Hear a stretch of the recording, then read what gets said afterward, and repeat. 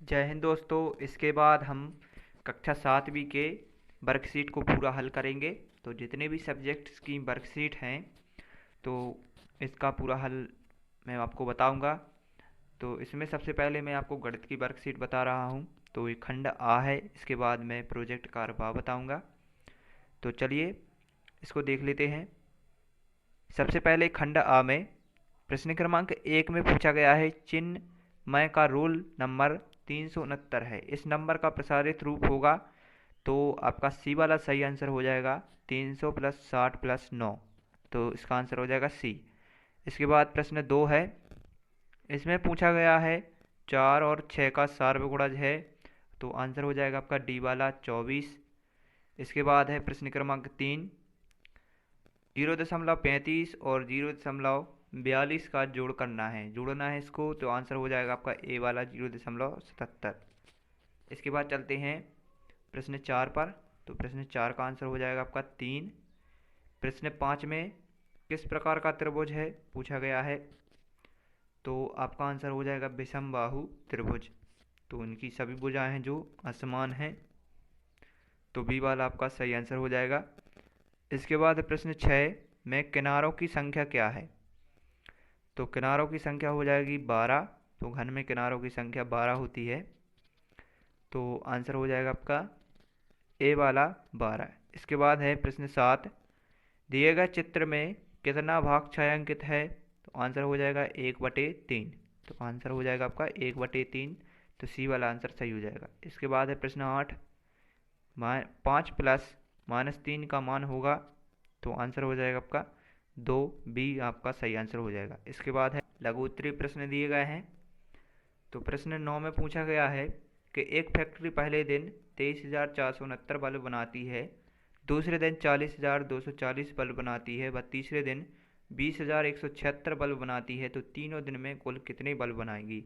तो तीनों दिन के बल्बों की संख्या को आप जोड़ देंगे, तो आपका आंसर आ जाएगा 83,885 बल्ब बनाएगी। तो इसके बाद है प्रश्न 10, अभाज्य गुणनखंड द्वारा 18 और 24 का महत्तम समावर्तक ज्ञात कीजिए। तो महत्तम समावर्तक देख सकते हैं किस तरीके से ज्ञात किया गया है, तो आंसर हो जाएगा आपका 6। तो इसी तरीके से आपको सॉल्व करना है। इसके बाद है प्रश्न 11, संख्या रेखा का प्रयोग करते हुए -2 एवं 6 का योग ज्ञात कीजिए। तो संख्या रेखा सबसे पहले बनाएंगे, उस पर अंक अंकित करेंगे, इसके बाद दोनों का जोड़ कर देंगे, तो आपका आंसर आ जाएगा 4।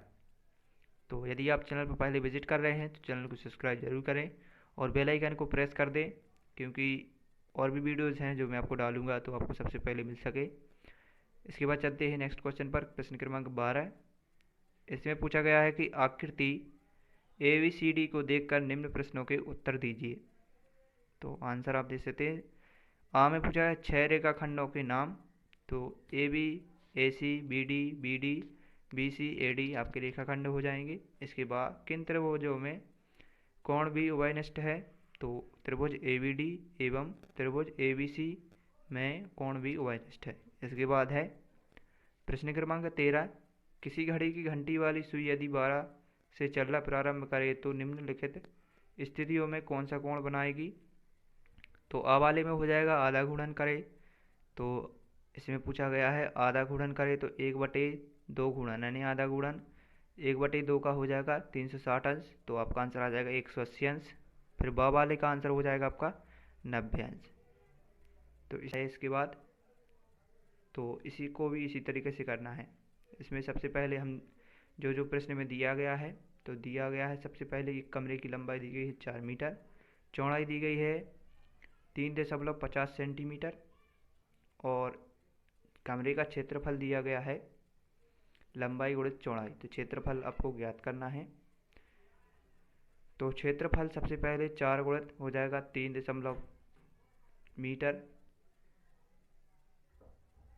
इसके बाद है तो आपको 14 मीटर स्क्वायर के गलीचे की आवश्यकता पड़ेगी, तो आंसर हो जाएगा 14 मीटर स्क्वायर। इसके बाद है प्रश्न 15, तो 15 में आंसर हो जाएगा आपका 20 गिलास। तो इसको इस तरीके से जिस तरीके से सॉल्व किया गया इसी तरीके से आपको छाप देना है, पूरा यही का ही आपको वर्कशीट में लिख देना है, तो आपको पूरे अंक मिलेंगे। इसके बाद है प्रश्न 16। तो इसमें ग्राफ बनाना है। तो तालिका सबसे पहले दी गई है, तो इस तालिका के अनुसार ग्राफ देख सकते हैं किस तरीके से बनाया गया है। विद्यार्थियों की संख्या लिखेंगे आप 2 से 8 से 10 तक। इसके बाद फल के नाम लिख देंगे तो आपका ग्राफ हो जाएगा। तो आपका कक्षा 7 का गणित की वर्कशीट आपकी कंप्लीट हो गई। इसके बाद नेक्स्ट वर्कशीट में मैं डालूँगा, तो आप हमारे चैनल पर बने रहिए।